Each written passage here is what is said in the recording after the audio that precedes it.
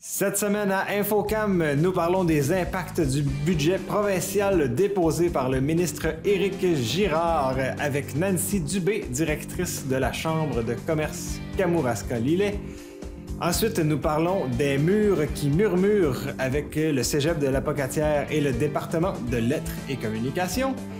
Et enfin, nous parlons de la programmation du festival Bonjour la visite.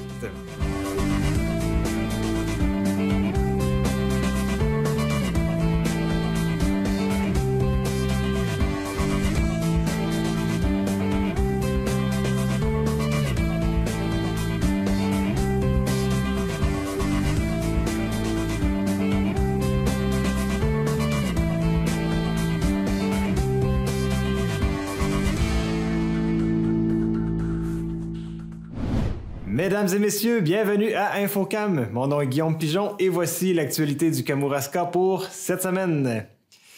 J'ai rencontré Nancy Dubé, je suis directrice de la Chambre de commerce Kamouraska-Lillet, avec qui j'ai parlé du plus récent budget provincial déposé par le ministre Éric Girard. De façon unanime dans toutes les chambres de commerce de la province, c'est un budget qui n'est pas très bien reçu, disons ça comme ça. Voici l'entrevue. Nancy, merci encore une fois de m'accueillir. Guillaume, tu es toujours le bienvenu. On a tout le temps tellement d'affaires à raconter et à annoncer. Fait que, écoute, tu pourrais passer à toutes les semaines, j'aurais quelque chose à te dire, de toute façon. Je prends ça pour une invitation. Ouais. Le ministre Girard, M. Éric Girard, a publié dernièrement le budget, dans le fond, pour la province de Québec. Et vous, Chambre de commerce Kamouraska-Lillet, et la Fédération des chambres de commerce du Québec. Donc là, on parle de la grandeur de la province. C'est pas le budget qui fait le plus votre bonheur. Est-ce que tu peux nous expliquer un peu les grandes lignes? Oui, c'est sûr qu'on en a parlé beaucoup de ce budget-là avec 11 milliards de déficit. Et puis, effectivement, on a sorti un communiqué commun, la Fédération et la Chambre de commerce Kamouraska-Lillet, mais toutes les chambres de commerce du Québec pouvaient diffuser le même communiqué parce que on travaille ensemble, on a sensiblement les mêmes enjeux, les mêmes vues et tout ça. Donc, avec 11 milliards, c'est sûr qu'on se dit, aïe, aïe, aïe, et quand on épluche un peu, c'est insécurisant, effectivement. C'est sûr qu'on n'a pas vu grand-chose pour aider nos PME. On sait que les entreprises sont une grosse partie du poumon du développement économique. C'est eux qui créent les emplois, c'est eux qui sont un gros baromètre de la santé économique d'un milieu. C'est sûr que tout le monde veut sa part du gâteau. Là, ils vont dire, la Fédération, les chambres, ils en veulent pour les PME, mais qu'est-ce qu'on, tu sais, pour les autres, tout le monde veut avoir quelque chose à demander au gouvernement. C'est vrai, mais c'est sûr que nous, on a à cœur les entreprises, c'est normal qu'on ait cette vision-là. Par contre, c'est sûr qu'il y a des choses comme de couper, alors qu'on est en pénurie de main-d'œuvre, de couper les rabais d'impôts pour les personnes, ce qu'on appelle nos travailleurs expérimentés de 65 ans et plus. On veut les ramener sur le marché du travail, mais là, on coupe dans les programmes où ils pouvaient baisser l'impôt. Donc là, on se dit, là, on recule. Alors qu'on a besoin de ces gens-là sur le marché du travail. Bon, là, on ne comprend pas trop. Là, si tu me permets, je regarde un peu mes notes parce qu'il y a tellement de choses. Le développement régional, ça, c'est toujours très important pour nous. On a frappé sur le clou pour le soutien à nos médias locaux. Comme vous, comme TVCK, comme Le Placoteux, comme c'est Choc FM, Siki, c'est ma TV. Donc, on veut garder nos médias locaux et puis on n'a rien vu dans le budget pour vous aider pour l'instant. En tout cas, nous, on continue de parler haut et fort, on continue de vous supporter, mais on n'a pas vu rien là-dedans. Puis ensuite, attends que je regarde mes notes. Bon, il y a des bonnes nouvelles. C'est sûr qu'il y a des bonnes nouvelles au niveau en matière de logement, 100 millions de plus dans le PQI, mais il va falloir accélérer la construction des logements abordables. C'est toujours ça qui est important, le logement abordable. Il y a aussi dans le domaine forestier, la sylviculture, où on a un 30 millions. C'est très, très important. Nous, ce qu'on voulait voir surtout, puis ce qui nous inquiète, c'est qu'on n'a pas vu de plan comment je pourrais dire, un plan pour revenir à un équilibre budgétaire. On le demande, mais là, on nous dit juste, OK, on a 11 milliards, le milieu économique est trop instable pour être capable de planifier quelque chose. On trouve ça un peu bizarre parce que ça aurait été très rassurant d'avoir que le gouvernement nous présente un plan de redressement. C'est un peu ça qu'on aurait aimé. Puis en plus, nous, dans les régions, le transport, la mobilité durable et tout ça, c'est très important. Et là, on incitait les gens à prendre l'avion pour se rendre dans les régions. Et puis là, on va encore couper à ce niveau-là.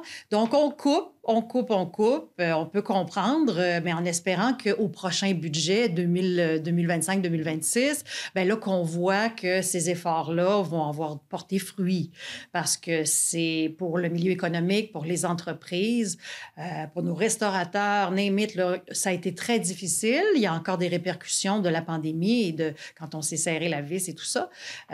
Donc, on espère, on vit toujours d'espoir, on n'a pas le choix. On ne peut pas juste dire « Ah, mon Dieu, c'est épouvantable, 11 milliards. » Oui, c'est vrai que c'est épouvantable, mais il faut vraiment regarder vers l'avenir. Et puis, il y a le fonds des générations aussi. À partir du... Il faut enlever du 11 milliards à 1,8 milliard, si je ne me trompe pas, dans le fonds des générations. Ça, c'est une bonne chose aussi. Donc, on enlève du 11 milliards, mais quand même, je pense qu'on a du travail à faire, tout le monde, pour essayer de revenir à un équilibre budgétaire.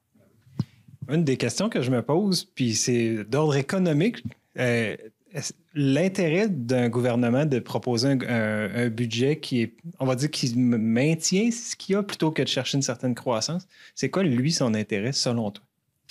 Bien, en fait, ça montre une saine gestion de nos sous.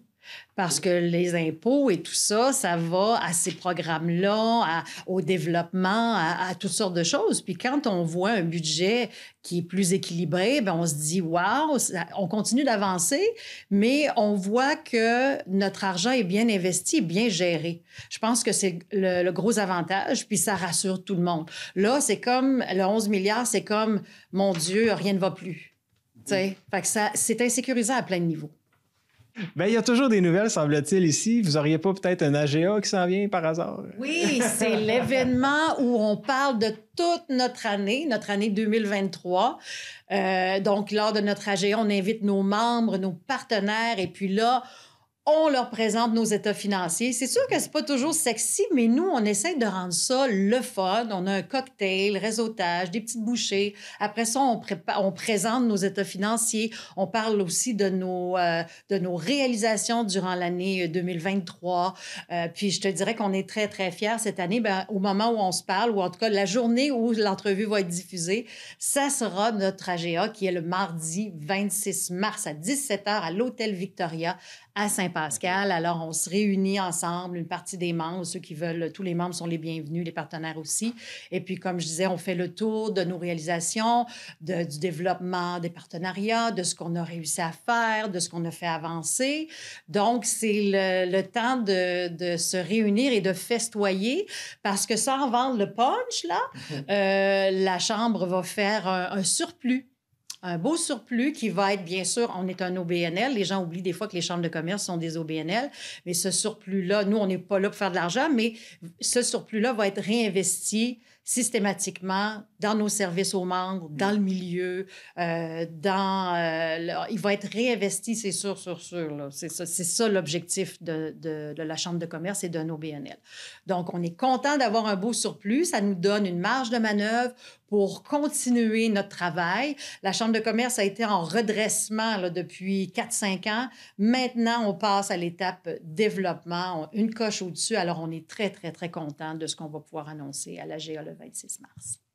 Bien, heureusement, vu le budget dont on a parlé, est-ce que vous me parlez? Je trouve que c'est le fun. C'est une bonne nouvelle. De notre côté, on tire bien notre épingle du jeu parce qu'on est considéré comme une petite chambre dans le grand échiquier des chambres de commerce au Québec.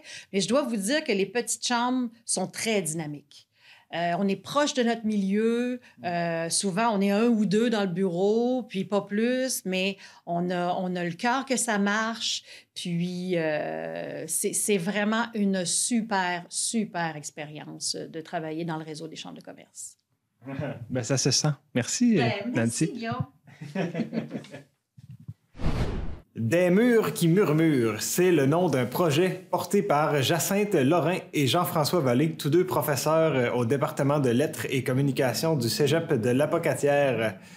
Je les ai rencontrés lors de leur présentation. Il s'agissait en fait d'une semaine de franco-fêtes.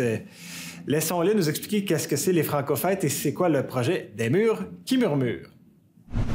Donc, Jacinthe Lorrain, Jean-François Vallée, on est ici au Cégep. La première question qui me vient en tête lors de votre présentation des murs murmures, qu'est-ce que les franco-fêtes, Jacinthe?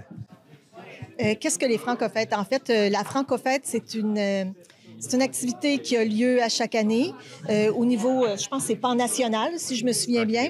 Oui. Et puis, c'est des activités qui ont lieu dans différents lieux, justement. Puis, on célèbre le français, on joue avec, on présente différents aspects de la langue française. Est-ce que c'est uniquement au Cégep qu'on rencontre ça, ces franco-fêtes-là, ou c'est vraiment à la grandeur du monde? Alors, c'est à la grandeur du Québec, effectivement. C'est l'État québécois, si on veut, qui promeut la chose. Mais la différence, c'est que nous, on ne serait pas obligés de faire quelque chose. On pourrait juste dire ça existe. Regardez les activités sur le site, branchez-vous en ligne avec certaines choses ou regardez ce qui se fait ailleurs puis déplacez-vous. Mais non, c'est-à-dire, on aime mieux faire quelque chose localement. Et honnêtement, moi, j'ai enseigné dans d'autres cégeps, dont des cégeps pas mal plus gros, à 5-6 000 étudiants.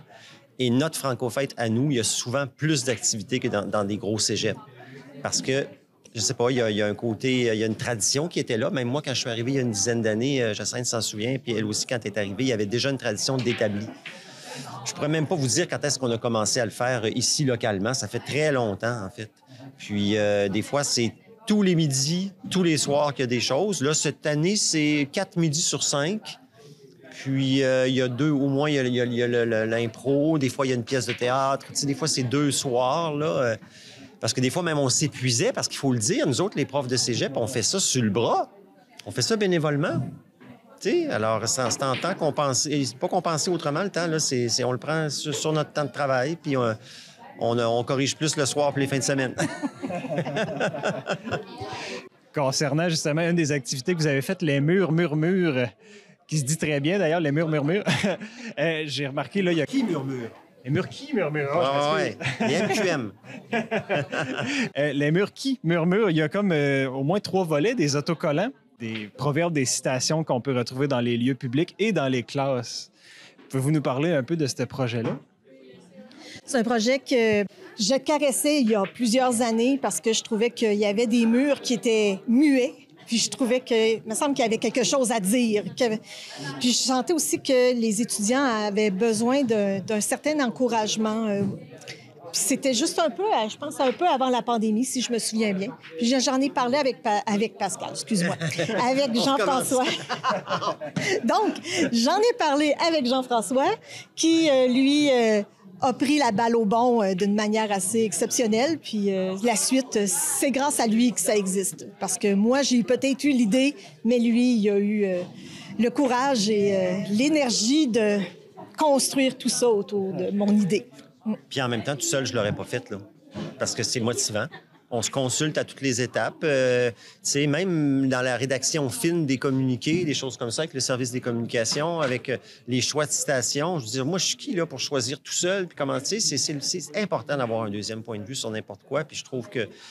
puis même, on était plus que 2. On est le noyau de base, là, mais graduellement, on s'est entouré. Moi, je savais même pas. Il y a une anecdote qu'on peut raconter. Les fameux...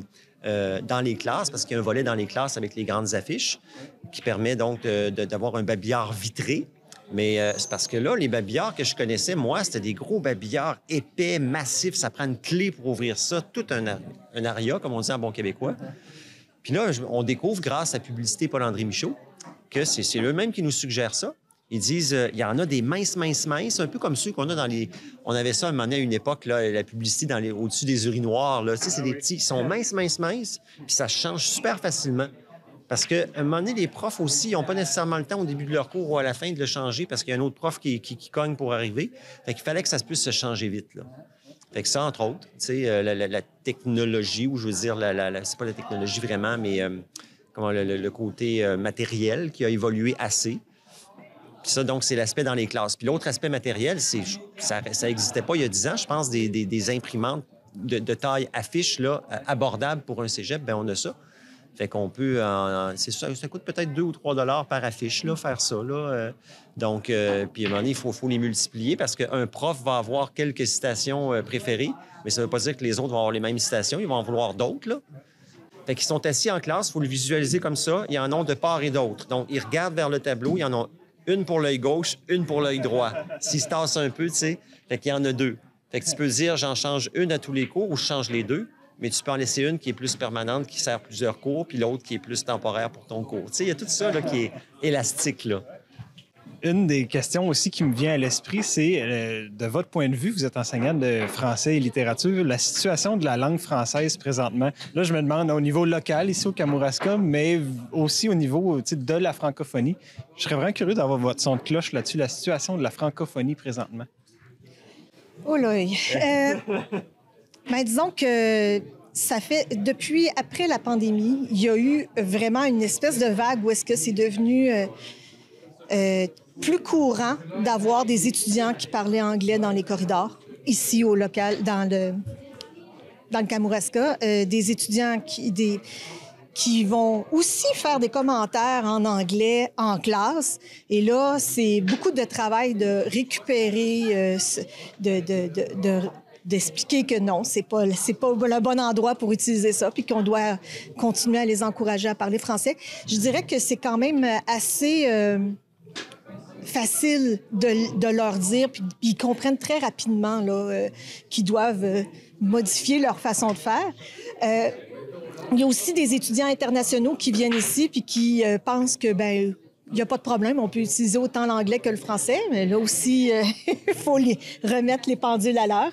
Mais en général, le français est très, très bien incrusté ici dans le Kamouraska. Donc, c'est peut-être simplement générationnel aussi, causé par un contexte socio-historique qui est particulier, mais pour le restant, c'est quand même rassurant ici. Pour la francophonie, qu'est-ce que tu en penses, toi, Jean-François? Bien, moi, j'irais sur le même... je renchérirais par rapport à ce qu'elle dit pour faire des petites nuances, peut-être. C'est sûr qu'il ne faut pas oublier qu'il y a quand même 2 cours d'anglais obligatoires ici au Cégep de l'Apocatière, comme dans tout le réseau collégial, ce qu'on n'avait pas dans notre temps. Alors, des fois, ils sortent d'un cours d'anglais, fait que peut-être que c'est là, ou c'est peut-être une des hypothèses qui continue un petit peu, tu sais, à se pratiquer, bon, et tout ça. Moi, je l'ai peut-être moins vu, ça. C'est pas comme tel des phrases ou des conversations. Honnêtement, j'ai jamais été témoin de ça. Par contre, c'est l'abus de certains petits mots qui reviennent tout le temps, comme le fameux « Oh my God » que je suis plus capable d'entendre parce que c'est pas un enrichissement de la langue. Ça existe, oh mon Dieu, tu sais. Si tu veux enrichir ta langue, tu vas aller chercher un mot qui va combler un manque dans la langue française, un mot qui n'existe pas, tu sais. Puis du côté des étudiants internationaux, j'allais dire que on pourrait avoir l'impression qu'il y a anglicisme, mais au contraire, nous autres, ils viennent beaucoup de la francophonie. Moi, j'ai découvert, par exemple, que les Malgaches, je savais même pas ça venait d'où un Malgache, c'était Madagascar, puis il y a à peu près 10 millions de personnes là-bas qui vivent à Madagascar et qui parlent français. Puis tu ajoutes à ça En fait, il y a plus de francophones en Afrique en ce moment dans le monde qu'en Europe et qu'en Amérique réunis. Fait que c'est vraiment une langue internationale et on est chanceux. Puis on pourrait être déprimé tant qu'on veut sur la situation locale du français, mais n'oublions pas qu'à chaque année, il y a 5 millions de nouveaux francophones par année. On est rendu à 325 millions de francophones dans le monde. Puis quand nous, on était étudiantes au cégep, là, si je me souviens des chiffres, je pense que c'était 200 millions. Fait que juste dans ma vie professionnelle, en 25 ans, ça a doublé. Il ne faut pas s'inquiéter. C'est juste qu'il faut être vigilant, puis il ne faut pas abattardir. Je me dis, si tu parles anglais, parle anglais, puis si tu parles français, parle-le correctement. C'est ça, je pense qu'il faut dire ça. T'sais. Il y a aussi une chose à savoir, c'est que la langue française, c'était la langue internationale depuis des siècles et que ce ne l'est plus seulement depuis à peu près un siècle, seulement à partir, je crois, de la Première Guerre mondiale. Donc, ça fait vraiment toute une différence au niveau de son étendue sur la planète. C'est pas pour rien qu'il y en a autant partout. Là. C'est parce que, justement, c'était la langue. Puis même les anglophones, souvent, quand ils nous entendent parler français dans certaines contrées, ils se retournent vers nous puis avec un grand sourire parce qu'ils sont francophiles. Donc, il n'y a pas seulement les francophones, il y a aussi les francophiles. Donc, on prend beaucoup de place.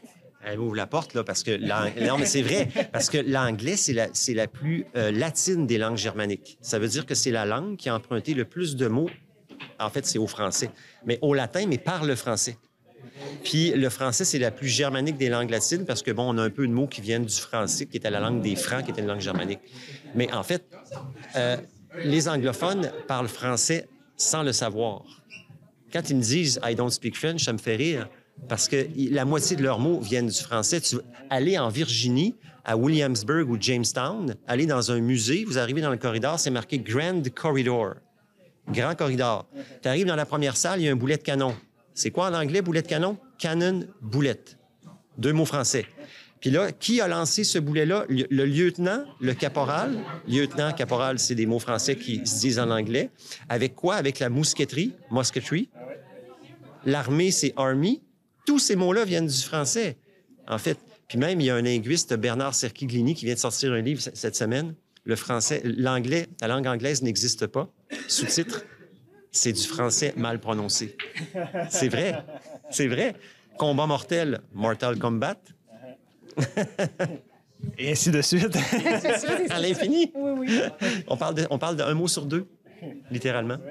Écoute, c'est hyper intéressant. Merci d'avoir pris le temps pour cette entrevue, puis bravo pour vos démarches. Nous sommes tous des francophiles, je pense.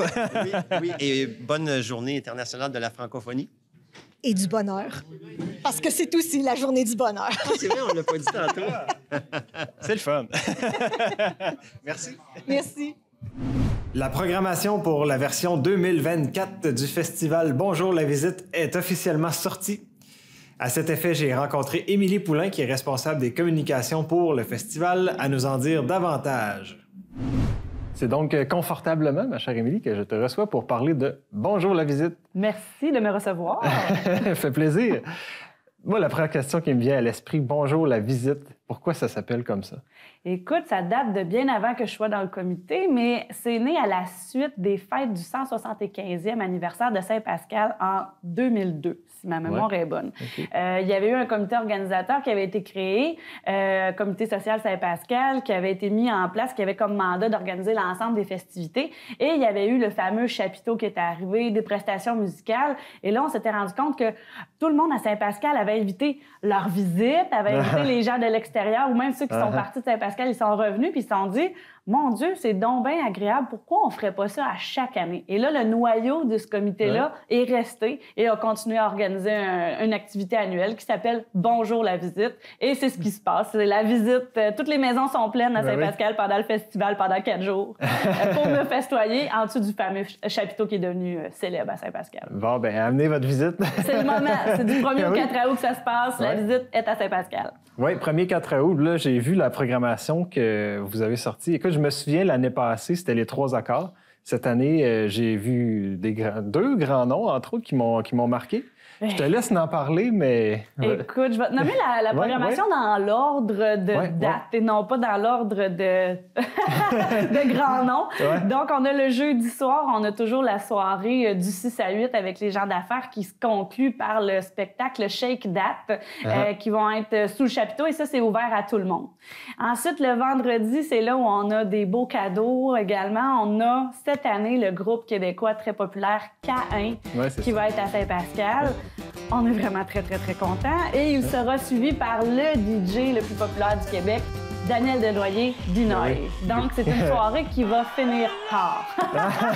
Préparez-vous. Préparez votre visite. Préparez la visite, ça finit tard.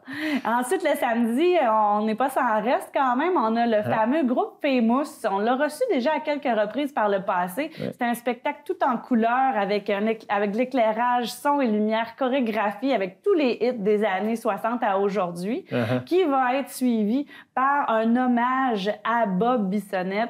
Et c'est par la machine à scorer. L'hommage, parce qu'il y en a quand même plusieurs, le groupe hommage à Bob Bissonnette. Et là, c'est la machine à scorer qu'on reçoit. Semble-t-il que c'est le spectacle numéro 1 pour l'hommage à Bob Bissonnette. Donc ça aussi, quand même, ça s'enligne pour être une soirée qui fait assez festive, c'est ça. Assez longtemps. Et on conclut en beauté le dimanche avec nul autre que Patrick Normand qui vient nous rendre visite dans le cadre de sa tournée d'adieu avec son spectacle « Si on y allait ». On est très chanceux, on est très gâtés Je pense qu'il faut en profiter. Il faut aller chercher nos billets parce que, contrairement à des coûts, des fois, en salle de spectacle, les tarifs au niveau du festival Bonjour la visite sont très, très abordables et accessibles. C'est une des missions du festival. C'est composé uniquement par des bénévoles. C'est des commandites. C'est les prix des billets qui financent l'ensemble des festivités. Et l'objectif numéro 1, c'est de permettre à tous les membres de la famille de pouvoir participer aux activités. Donc, allez voir le www.festivalbonjourlavisite.com. Il y a une billetterie en ligne. Les tarifs, ils sont tous établis. Je vous les donne pas, là. Il y a trop de tarifs à souvenir. Mais allez y jeter un œil et vous allez voir, ça vaut la peine d'acheter les billets pour venir à Saint-Pascal pour voir ces grands noms du Québec. Parfait. Si, par exemple, quelqu'un n'est pas full à l'aise avec les achats en ligne, est-ce qu'il y a des achats sur place possibles aussi? Oui. D'habitude, autour du mois de mai, mai-juin, on ouvre les points de vente physiques. Donc, habituellement, chez l'Unique Saint-Pascal, c'est un de nos points de vente. Là, c'est ce qu'on est en train de travailler actuellement pour les billets physiques. Donc, il y aura toujours la possibilité. Puis, il y a un numéro de téléphone où est-ce qu'on peut vous aider. C'est sans problème. Mais la plateforme qu'on utilise, elle est très, très simple. Vous ne devriez pas vous perdre. On vous demande vos coordonnées, bien entendu, par participant. Les âges, parce qu'il y a des billets adultes, adolescents et enfants. C'est pas plus compliqué que ça. Prenez le temps de jeter un petit œil au site web. Puis, on a déjà des ventes à l'heure actuelle. Bon, merveilleux. Oui. Puis, c'est-tu des spectacles qui sont extérieurs? Est-ce que c'est à l'intérieur? Comment que vous fonctionnez à ce niveau-là? C'est dans le fameux chapiteau. Donc, le chapiteau est installé dans le stationnement de l'école secondaire Chanoine-Baudet, au 525 avenue de l'Église. Et il y a environ 2000 personnes qui peuvent entrer dans le chapiteau. Donc, on a de la place suffisamment. Puis, amenez les cousins et les cousines. Les cousins et les cousines, tout le monde est bienvenu. Et si la météo n'est pas de notre côté, ça nous est arrivé l'année dernière, on est à l'abri. Tout le monde est capable d'entrer dans le chapiteau. Il y a le service de bar qui est à l'intérieur. Il y a une cantine habituellement qui est sur place, des tables, des chaises. Donc, tout peut être fait à l'intérieur, mais comme on était à l'extérieur malgré tout, mais on est à l'abri des intempéries. Puis il y a de la place pour danser. De la place pour danser. On a notre traditionnelle piste de danse qui est aménagée. Donc, on ne gêne pas, tout le monde danse pendant le festival. On va également avoir des duos locaux, des spectacles locaux à travers la programmation. On va avoir le duo avec le duo Sébastien et Joe, finalement, qui vont performer. Et il y aura également de la danse en ligne avec Caroline Pelletier. Ah oui, OK. Oui, donc tout ça se retrouve sur notre site Internet. Je répète, www.festivalbonjourlavisite.com. Ben merci. Merci beaucoup.